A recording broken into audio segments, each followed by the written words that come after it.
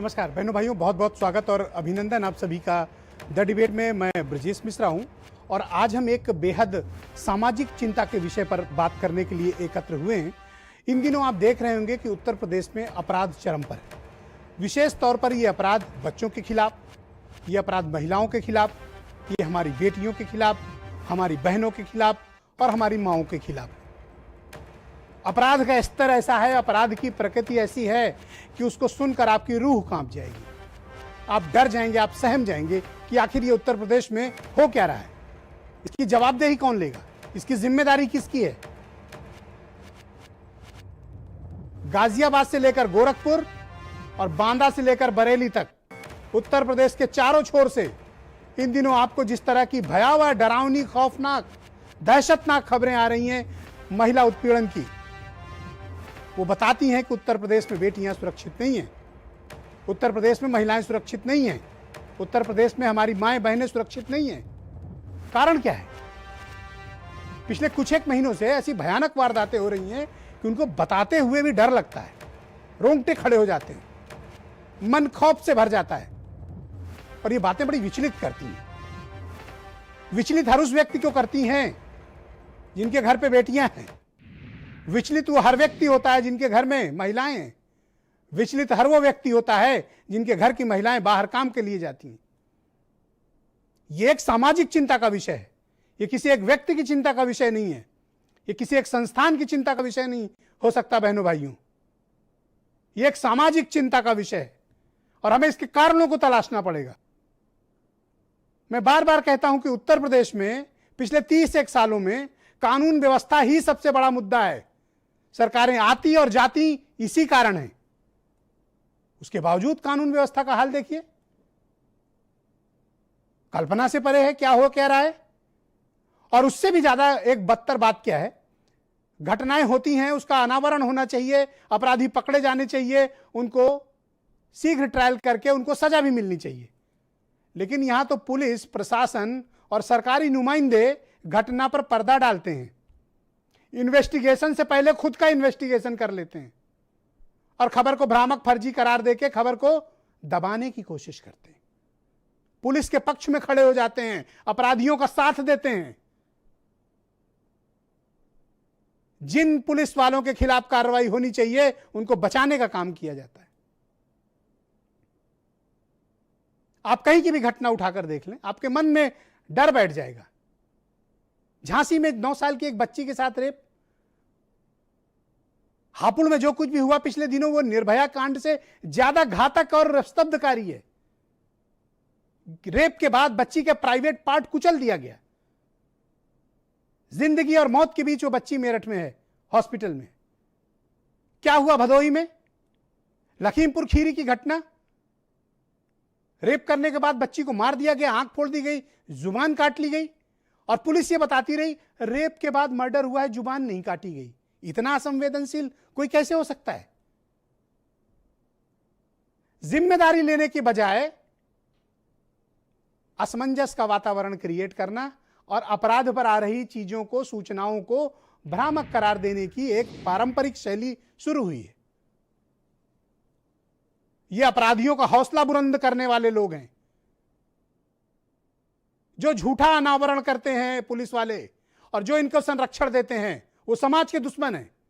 वो हमारी आपकी माओं के दुश्मन हैं, हमारी आपकी बेटियों के दुश्मन हैं, हमारे आपके दुश्मन हैं। मुझे इस बात को कहने में कोई संकोच नहीं है। क्या पुलिसिंग व्यवस्था है? आप कंप्लेन करने जाएं, कंप्लेन नहीं दर्ज होगी। 2 दिन से जिसकी बेटी लापता है, पुलिस खोजने के बजाय यह प्रमाणित करने पर जुटी है नहीं, हत्या नहीं हुई है, डूब कर मरी है। वही एसपी भदोही का कल स्टेटमेंट दे रहे थे कि हत्या है, लाश जलाई गई है। आज कह रहे नहीं ऐसी कोई बात नहीं है, वो मैंने तो ऐसे ही बयान दे दिया था, ये तो डूब के मरे हैं। भाई बिना जांच के तुम्हें कैसे पता कि वो डूब के मरी है? तुम मौके पे मौजूद थे क्या? बिना इन्वेस्टिगेशन के तुम्हें कैसे पता चल गया कि वो डूब कर मरी है? कोई जांच की है क्या तुमने? ये स्तब्धकारी चीजें हैं। आप कहीं की भी घटनाएं उठा के देख लें, बुलंदशहर, हापुड़, फिरोजाबाद, कासगंज, उन्नाव, इतनी घटनाएं हैं कि मैं आपको गिनाऊं तो शायद पूरा कार्यक्रम निकल जाएगा गिनाते गिनाते कि महिलाओं के प्रति अपराध की उत्तर प्रदेश में क्या स्थिति है। और कोई जिम्मेदारी लेने को तैयार नहीं। और हैरत की बात यह है कि उत्तर प्रदेश का तथाकथित अपोजिशन अपने अपने घरों में दुबका हुआ है। वो आपकी आवाज नहीं उठाता, आपके हक के लिए नहीं लड़ता, आपके लिए नहीं बोलता, वो अपने घरों में दुबका हुआ है विपक्ष। क्या हो रहा है कानून व्यवस्था के नाम पर? आज राजधानी लखनऊ में एक परिवार के 3 लोग काट दिए गए, लखनऊ में काट दिए गए। ये हो क्या रहा है? इस जिम्मेदारी कौन लेगा? अब तो बीजेपी के भीतर से बगावत शुरू हो गई है। उनके एमएलए, उनके एमपी, उनके मिनिस्टर्स, क्या हो रहा है उनके साथ? थाने में बीजेपी विधायक को गिरा के दरोगा पीट रहा है। और आज बलिया में क्या दृश्य है आपने देखा? एक एसडीएम लाठी लेके जनता को मार रहा है। यह प्रशासनिक पुलिस अराजकता, पॉलिटिकल सिस्टम में जनप्रतिनिधियों को अलग किया जाना और कानून व्यवस्था के समक्ष ये चुनौती बहुत बड़ी विद्यमान है। ये लोगों के मन में डर उत्पन्न करती है। और ये वो लोगों की सरकार में हो रहा है जिन्होंने बहनों भाइयों ये कहा था न भ्रष्टाचार न गुंडाराज, अब की बार फलाने की सरकार। उनकी गवर्नमेंट में ये हो रहा है जो दिन भर ये कसीदा पढ़ते हैं कि उनकी सरकार में कानून व्यवस्था बहुत अच्छी है। एनसीआरबी का 2018 का अंतिम डेटा बताता है हर 2 घंटे में एक बलात्कार उत्तर प्रदेश में होता है। और ये बात 2018 का है, तब से कोई डेटा एनसीआरबी ने जारी नहीं किया। अभी 2020 खत्म होने वाला है। तो क्या हालात हैं उत्तर प्रदेश में? बहन बेटियों के साथ क्या हो रहा है? विपक्ष आपके हक का सवाल क्यों नहीं पूछ रहा है? सरकारों की जवाबदेही क्यों नहीं तय हो रही है? पुलिस प्रशासन से पूछा क्यों नहीं जा रहा है? आपके जनप्रतिनिधि मुंह में टेप, आंख में पट्टी, कान में रुई लगा के बैठे हैं क्या? क्यों नहीं पूछते हो कि आपकी बेटियों के साथ क्या हो रहा है? इस दरिंदगी के बाद भी क्या हो रहा है? यहां सिर्फ एक चीज का हल है, पैर में गोली मार दो या पेचकस मार दो, हाफ इनकाउंटर कर दो। एक नई परंपरा शुरू हुई है। बहनों भाइयों, कानून का राज कानून से स्थापित होता है। देश संविधान से चलता है, देश कानून से चलता है, देश सिस्टम से चलता है, देश व्यवस्था के पालन से चलता है। लेकिन जो कुछ भी हो रहा है वो अत्यंत स्तब्धकारी है। सरकार जितनी जिम्मेदार है, विपक्ष पर भी सवाल है। कौन सा विपक्ष का नेता आकर पूछता है आपके लिए कि आपकी बहन बेटियों के साथ क्या हो रहा है उत्तर प्रदेश में? पूछा जाना चाहिए। कुछ बयान सुनिए, फिर एक डिबेट को आगे बढ़ाएंगे। भारतीय जनता पार्टी को कानून व्यवस्था से कोई चिंता ही नहीं है। भारतीय जनता पार्टी का तो ये मानना है कि ठोकों से काम चलता है।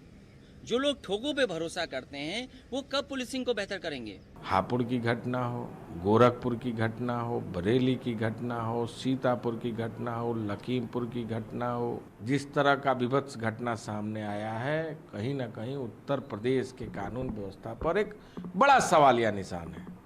सरकार के दावे पूरी तरह खोखले हैं, किताबी हैं। दरिंदगी और हैवानियत की इंतहा है। इस तरीके की घटना हो रही है उत्तर प्रदेश में। और योगी जी बड़ी बड़ी बातें करते हैं कि साहब हमने अपराध खत्म कर दिया, अपराधियों ने उत्तर प्रदेश छोड़ दिया। तो ये कौन है जो अपराध को अंजाम दे रहा है? तो आज मैंने डिबेट में कुछ चुनिंदा लोगों को आमंत्रित किया हुआ है और अधिकांश आज मैंने महिलाओं को आमंत्रित किया हुआ है ताकि हम उनकी पीड़ा को समझ सकें।